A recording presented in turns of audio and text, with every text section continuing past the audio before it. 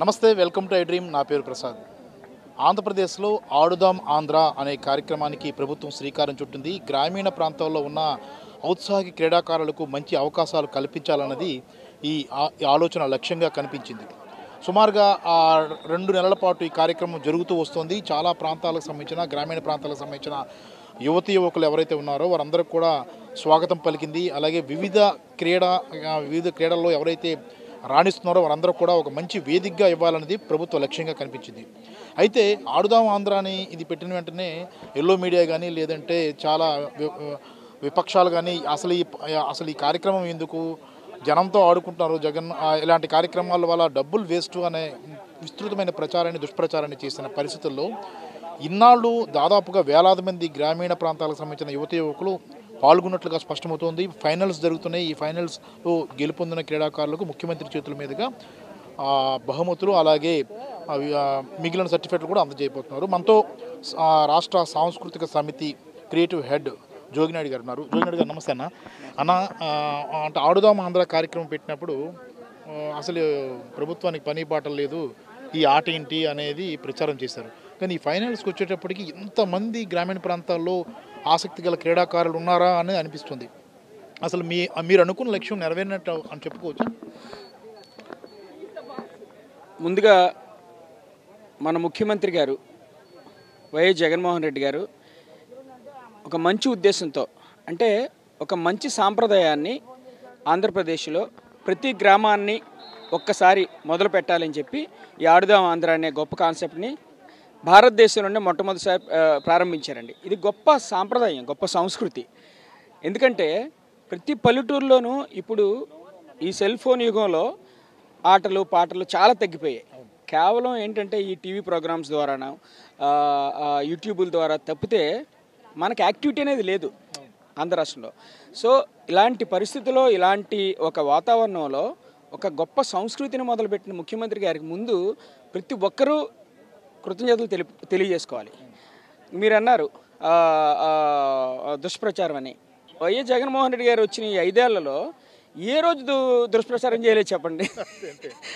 అంటే సో ఇది కొత్త విషయం ఏం కాదు. కాబట్టి దీని గురించి మనం ఎంత తక్కువ మాట్లాడుకుంటే అంత మంచిది. సో ఆయన డే 1 నుంచి ఇప్పటి వరకు రాబోయే ఒక 2 నెలల్లో ఎలక్షన్లో వచ్చే వరకు ఏ ప్రోగ్రామ్ చేసినా, ఒక సంక్షేమం చేసినా, డెవలప్మెంట్ చేసినా, ఇలాంటి ఆటలు పాటలు ఎలాంటి యాక్టివిటీస్ చేసినా ప్రజల కోసమే చేశారండి. 1 to 100 ఆయన ఏది చేసినా ప్రజలు ప్రజలు ప్రజలు ప్రజలు ప్రజలు దీన్ని ఎవడైనా ఒప్పుకొని తీరాల్సిందే. ఇందులో పెద్ద డిస్కషన్ ఏం లేదు. అంటే ఒకటన్నా, మీరు కూడా గ్రామీణ ప్రాంతం నుంచి వచ్చారు. గ్రామీణ ప్రాంతంలో చాలామంది యువకులు ఉన్నారు, చాలామంది క్రీడ పట్ల ఆసక్తి ఉన్న వాళ్ళు ఉన్నారు. కానీ వాళ్ళకి వేదిక అనేది లేదు. ఎంతసేపు సెలక్షన్స్లో కొంతమంది వెళ్తారు, దానికి చాలా డబ్బులు ఖర్చు అవుతాయి. అందుకనే వాళ్ళు ఏంటంటే ఆ గ్రామాల్లోనే అంటే ఎంత మంచి నైపుణ్యం ఉన్నప్పుడు కూడా అక్కడే నలిగిపోయే పరిస్థితి ఉంది. ఇలాంటి ఈ ఆడుదాం ఆంధ్ర, ఇది అందరి ఆట నినాదంతో చేసిన కార్యక్రమం ఏదైతే ఉందో దీనివల్ల ఖచ్చితంగా గ్రామీణ ప్రాంత ఔత్సాహిక క్రీడాకారులకు మంచి అవకాశం ఇచ్చినట్టుగా భావించాలా? డెఫినెట్గా అండి. అంటే ఒక పంచాయతీ లెవెల్ నుంచి టౌను సిటీ వరకు ముఖ్యంగా గ్రామీణ ప్రాంతాలు ఎందుకు ఎక్కువ పార్టిసిపేషన్ కలిగేశారంటే ఇదే కారణం. అంటే గ్రామాల్లో ఉన్న యువకులు ప్రతి ఒక్కరికి ఒక మంచి ప్లాట్ఫామ్ ఇష్టం వచ్చినట్టు మాట్లాడుతున్నారండి. ఇది పొలిటికల్ అని చెప్పి, పొలిటికల్ని కళ్ళు కనపడటం లేదండి. గవర్నమెంట్ ఆర్గనైజ్ చేసింది, ఒక గవర్నమెంట్ ఆర్గనైజ్ చేసిన దాన్ని పొలిటికల్ అని ఎలా అంటారు? సో ఆర్గనైజ్ చేసి ముఖ్యమంత్రి గారే స్వయాన్ని ఈరోజు విశాఖపట్నంలో వాళ్ళందరికీ ఫైనాన్స్లో వచ్చిన వాళ్ళందరికీ ప్రైజ్ డిస్ట్రిబ్యూషన్ ఇచ్చి వాళ్ళని ఎంకరేజ్ చేస్తున్నారంటే, రాష్ట్రంలో ఇంతమంది యువకుల్ని ఎంకరేజ్ చేస్తున్నారంటే ఇంతకంటే గొప్ప ప్లాట్ఫామ్, ఇంతకంటే గొప్ప సంస్కృతి ఇంకేముంటుంది చెప్పండి. సో కాబట్టి ఎవరు ఏమన్నా కూడా ఈ ఆడుదాం ఆంధ్ర అనే కాన్సెప్టు ఒక మంచి ప్లాట్ఫాము మొదలుపెట్టారు. ఇది ఈ సంవత్సరంతో మొదలయ్యి రానున్న సంవత్సరాలు అన్నింటిలోనూ కూడా ముఖ్యమంత్రి గారు మరింత గొప్పగా దీన్ని డెవలప్ చేసి కాన్సెప్ట్ని చేస్తారు. మనందరం చూడబోతున్నాం. ఇంకోటి మీరు అన్నారు కదా దుష్ప్రచారం అని, నేను అన్నాను, దానికి మీరు కౌంటర్ ఇచ్చారు. అంటే సీఎం జగన్మోహన్ రెడ్డి నడిచినా దుష్ప్రచారమే, కూర్చున్నా దుష్ప్రచారమే, నవ్వినా దుష్ప్రచారమే. దుష్ప్రచారానికి ఇంకా కాలము హద్దు అంటే ఏమీ లేదు. ఇక విపక్షాలకు ఎల్లో మీడియాకి ఇదే పనిగా నడిచిపోతుంది. మీరు సాంస్కృతిక సమితి ద్వారా దాన్ని ఏ రకంగా తిప్పికొట్టబోతున్నారు? అంటే ఒక సానుకూల దృక్పథంతో ఈ దుష్ప్రచారాలను ఏ రకంగా తిప్పికొట్టబోతున్నారు? అంటే అదే ఇప్పుడు మీరు అన్నారు చూసారా, జగన్ గారు నడిచిన, మాట్లాడిన, నవ్విన, ముఖ్యంగా నవ్విన ఆ మధ్య పవన్ కళ్యాణ్ గారు ఎంత దారుణం అంటే బేసిక్గానే ముఖ్యమంత్రి గారు ఆయన ఎక్కడైనా కూడా చాలా సాఫ్ట్ స్పోకెను, తర్వాత చక్కగా నవ్వుతూ పలకరింపు. అంటే పెద్దవాళ్ళ దగ్గర నుంచి చిన్న వాళ్ళ దగ్గర నుంచి ప్రతి ఒక్కరిని నవ్వుతూ పలకరిస్తారు, నవ్వుతూ కళ్ళతోనే నవ్వుతూ పలకరిస్తారు. ఆ మధ్య కృష్ణ గారు చనిపోయినప్పుడు హైదరాబాదు పలకరించడానికి ముఖ్యమంత్రి గారు వెళ్తే అంటే ఎంత దారుణం, ఎంత వర్స్ట్ అంటే పవన్ కళ్యాణ్ గారు అక్కడికి వచ్చి నవ్వుతున్నారంట.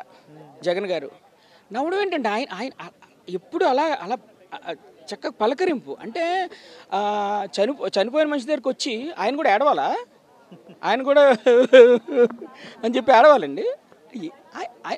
పలకరింపు, వాదార్పు. అది ఎంతోమంది పెద్దవాళ్ళు, మునులు, మహర్షులు చెప్తూ ఉంటారు.